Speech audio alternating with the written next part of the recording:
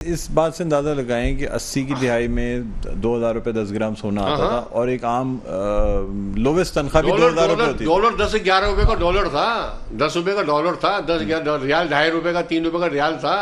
آپ خود اندازہ کر لیں. 16-17 روپے ریالوں کے زمانے میں ڈالر لاسٹ جو بھائی ڈالر تو بھائی جولک کے زمانے اس میں پرویز مشرف کی حکومت 60 روپے کا ڈالر تھا. اس میں 60 سب سے زیادہ کام بھی اچھا تھا اور سب سے سستا چنا ملک کا ہائی وے قرضہ بھی ختم کر دیا تھا. اس نے اتنا ہمارا اچھا کام ہو گیا تھا.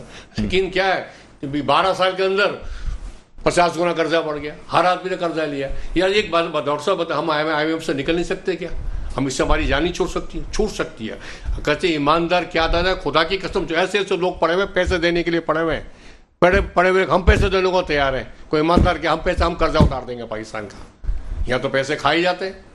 یہ تو خود کہتے ہیں ان کی حکومت خود کہتی ہے 40% ڈالر اگر آئے نا 40% ڈالر تو بینک سے ویسے غائب ہو جائیں گے. لوگ ویسے اٹھا لیں گے. اچھا بہت بڑی مسئلہ یہ بھی مسئلہ ہے نا. کرپشن تو ہے نا میرے بھائی.